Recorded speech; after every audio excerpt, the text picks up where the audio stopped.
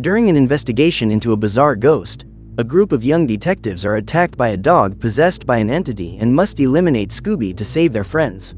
Today we're going to recap the second season of the Velma series, from 2024. 3 weeks after unmasking her first criminal, Velma Dinkley is walking through the woods when she is surprised by Daphne.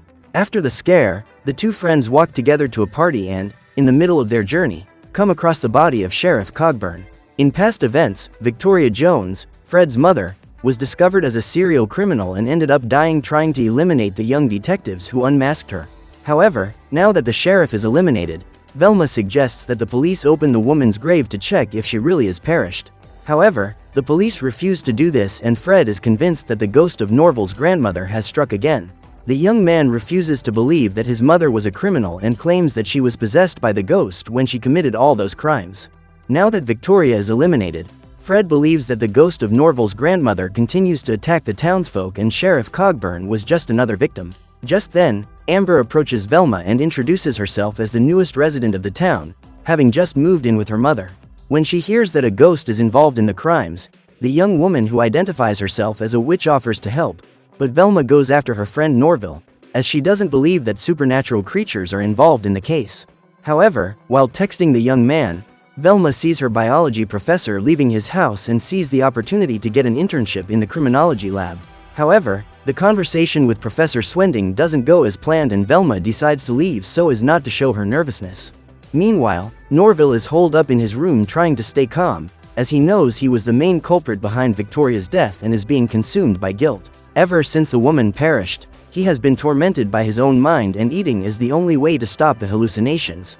That night, Velma decides to go to the cemetery to investigate Victoria's grave. However, when she starts digging, she ends up being attacked by a mysterious guy. The young woman immediately takes out her flashlight to see the man's face, but he disappears, leaving only his sneakers behind. What Velma doesn't know is that her friend is also hiding in the cemetery. The next morning, while having coffee in a bakery with her friends, Velma spots Norval trying to apologize to Fred, but the young man says he will never forgive him for eliminating his mother. Seeing Norval, Velma approaches him and says she needs to talk to him. So the young man allows his friend to get into the car and, while driving, begins to see Fred's ghost once again. Every day for the last 3 weeks, Norval has suffered from these hallucinations because he can't shake the guilt even though he knows he eliminated Victoria in self-defense. At that moment, Velma opens the glove compartment and finds a pair of sneakers identical to the one she found in the cemetery. She concludes that it was Norval who attacked her, but the young man claims to be innocent. He reveals that he went to the cemetery for the same reason as Velma, because if Victoria were still alive, he could finally rid himself of his guilt. However, when he got there, his hallucinations returned and he was unable to help Velma get rid of the guy who had attacked her. So Norval decided to take the other pair of sneakers that the suspect had left behind, in the hope that it might help her friend during the investigation. Meanwhile, in the middle of a conversation with Amber, Daphne discovers that their mothers may be involved in the case and goes to talk to Velma. The young woman's mothers have worked at the police station for several years and have never been promoted, so Daphne believes they may have eliminated Sheriff Cogburn to steal his job. So, that night, the two friends decide to go to the police station to carry out an investigation and end up being caught red-handed. Luckily, Daphne's mothers are not the real culprits and reveal that the only thing they have kept from the girls is a recording made 3 weeks ago. When they arrived at the police station, they found a large amount of blood and began to suspect that Sheriff Cogburn had been eliminated. However, his body was only found weeks later and everything points to Professor Swending being the culprit. A week later, during biology class, Velma and her classmates are informed that Professor Swending has disappeared. Realizing that Velma and Fred are planning to investigate the disappearance, Donna says that this is a police case, so no civilians should get involved. The next day, the students have to split up into pairs to do community work and Velma manages to cheat her way into being Fred's partner. The truth is that the young woman intends to break into Swending's house in search of clues about the case, and she has Fred's help to do it. However, the police arrive at the scene before they do and Velma begins to suspect that perhaps her biology professor is eliminated. Determined to prove to Velma that his mother was indeed possessed by a ghost, Fred shows her the photo he found attached to Sheriff Cogburn's file. Seeing that picture, Velma remembers having seen a similar ghost before and goes to a costume store to prove that the ghost in that picture isn't real.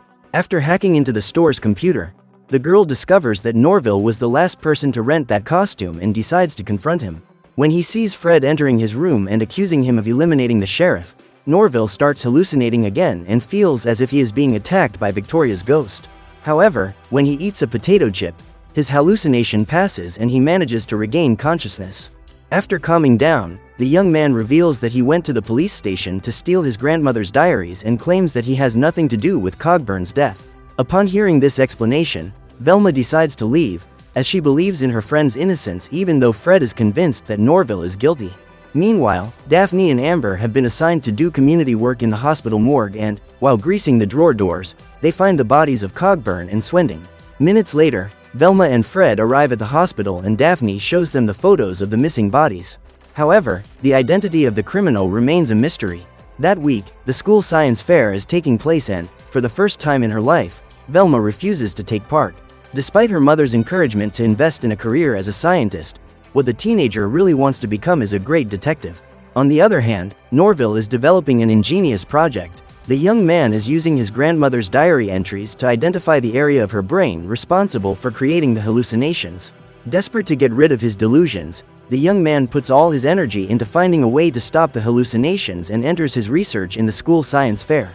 Days pass and he still hasn't found a solution to his problem, but minutes before the winning project is announced, Norville manages to cure himself and his research ends up winning the competition.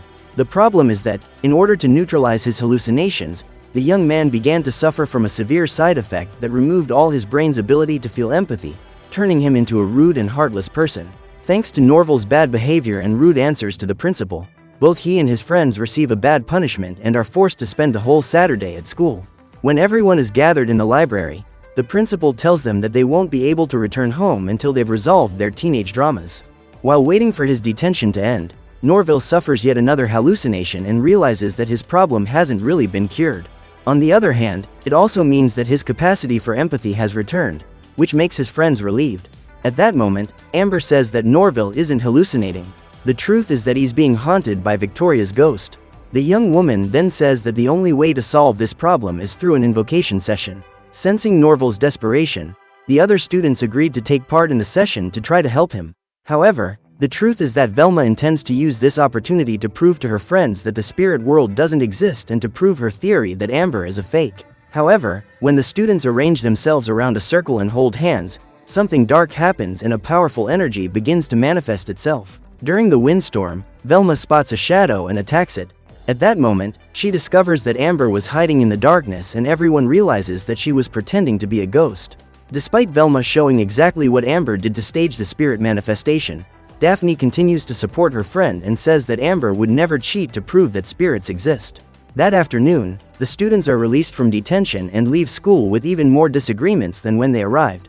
On Monday, when she arrives at school, Velma walks to the bookstore and finds the bodies of the coroners working in the morgue lying on the pentagram that Amber has drawn. Minutes later, when the police arrive at the scene, the teenager points to Amber as the main suspect in the crime, but Jane and Donna are still unable to draw any conclusions about the case. That afternoon, Daphne meets Norville and learns that the young man is going to visit the asylum because he believes his grandmother may still be alive. So the young woman decides to accompany him and, when they get there, they are both approached by two nurses who use tranquilizers to put them out. The truth is that Dr. Perdue is the doctor in charge of the patients at the sanatorium and she orders the young people to be captured. Meanwhile, Velma decides to expose Amber and claims on her social networks that she is the witch responsible for the latest deaths in the town. A few hours later, the villagers start organizing to burn the girl at the stake and Velma has to make a statement to try to stop this from happening. At this point, Jane and Donna reveal that the girl spent the whole night with them, so she can't have been responsible for the coroner's deaths. However, this statement is not enough to convince people that Amber is innocent, since she identifies herself as a witch. When he wakes up, Norville begins to interrogate his grandmother and asks how she managed to fake her elimination for 30 years. The old woman then reveals that she had to hide from the government in order to keep her secret laboratory running, because that was the only way she could continue the Scooby project. Her research consists of removing the brains of people in an identity crisis to help them discover who they really are. After the treatment, Perdue returns the brain to its respective body and the person is able to solve all their problems.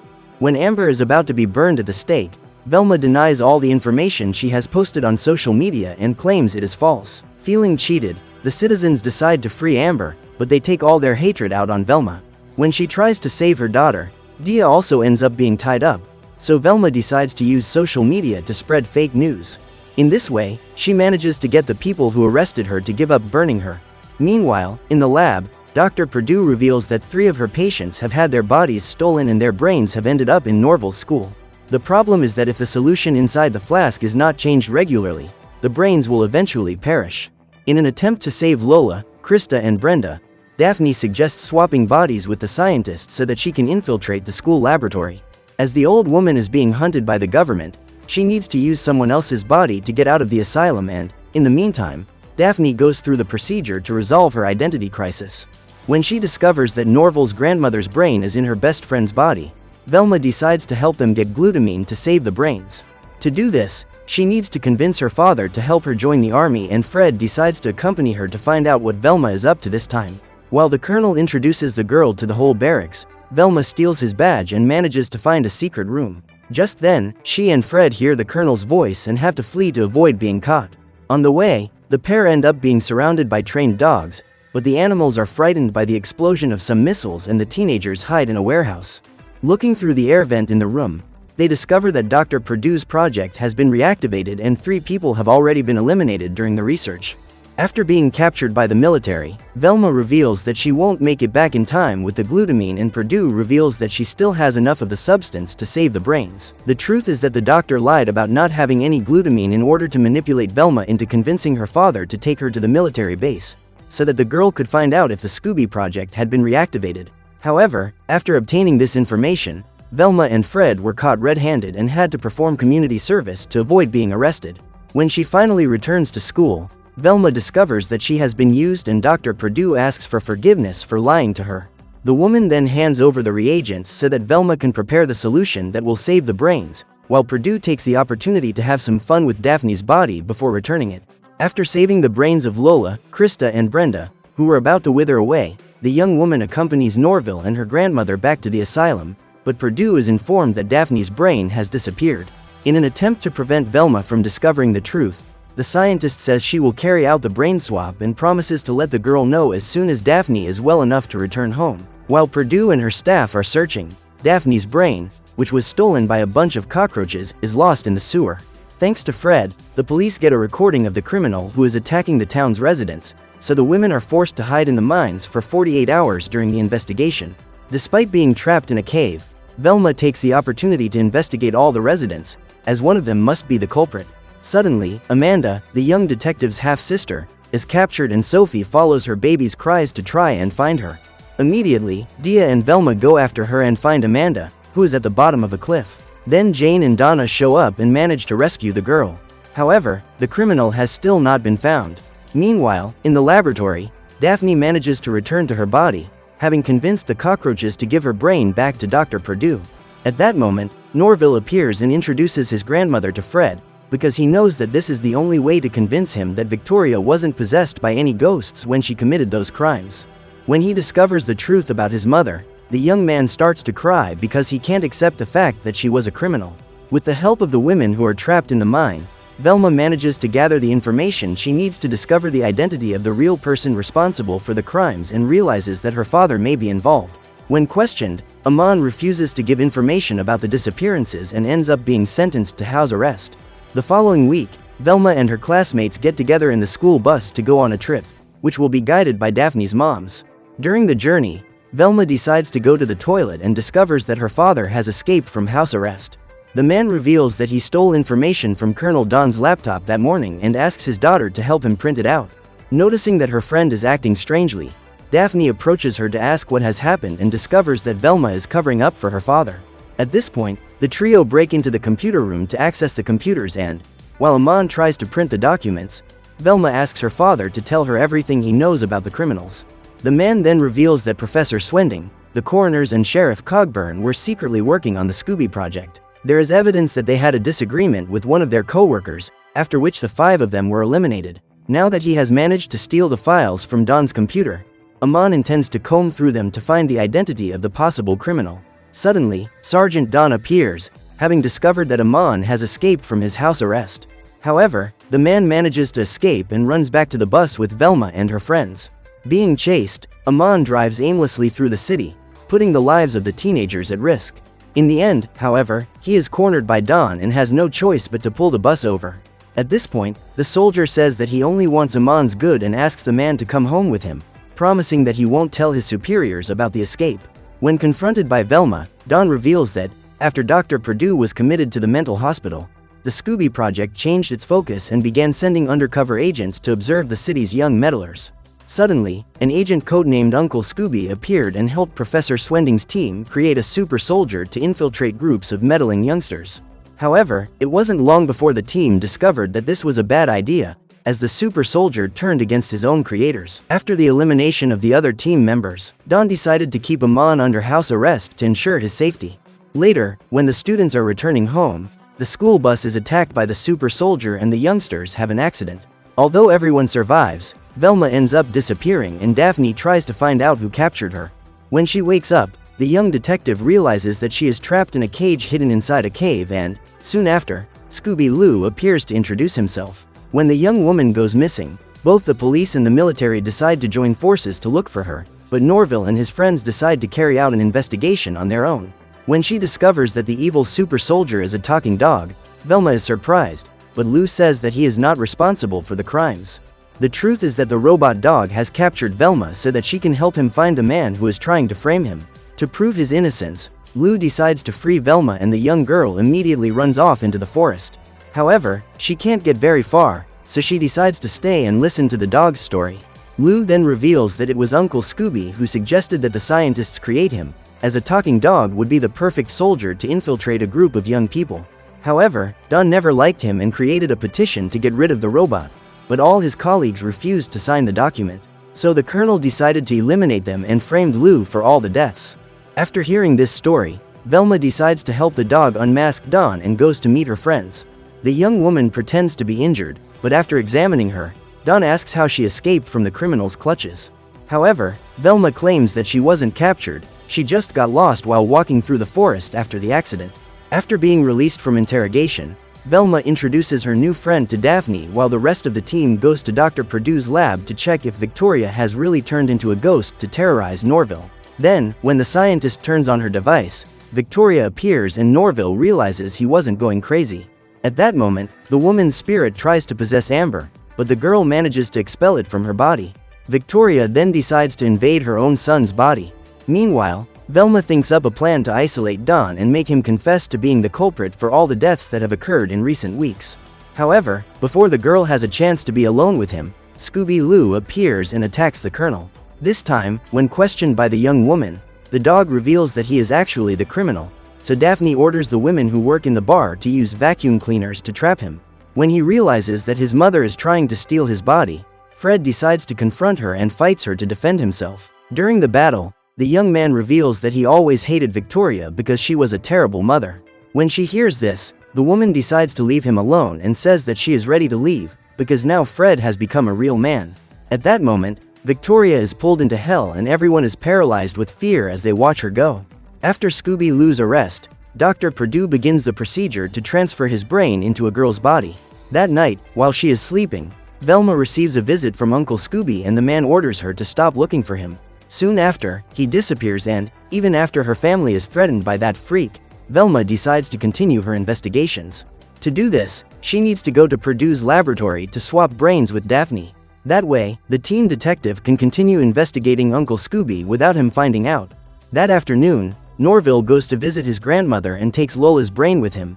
At that moment, the young woman sees her body next to the bodies of Krista and Brenda. Upon discovering this, Velma realizes that Dr. Perdue is planning to help Lou escape and threatens to hand her over to the military if she doesn't tell the whole truth. Cornered, the scientist reveals that, a few months ago, Uncle Scooby discovered that she was alive and made her an offer. If Perdue helped him escape, she could keep one of those bodies and start her life all over again. After unraveling the mystery, Velma is captured by Uncle Scooby and her brain is trapped inside a cupboard.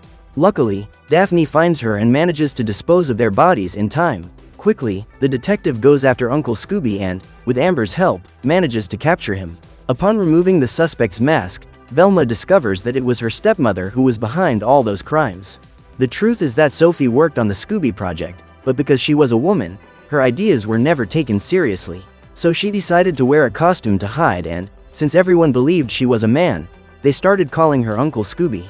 It was she who came up with the idea of raising Lou, but when the dog started attacking people, Sophie decided to help him cover up his crimes, as she feared that the dog would decide to eliminate her too.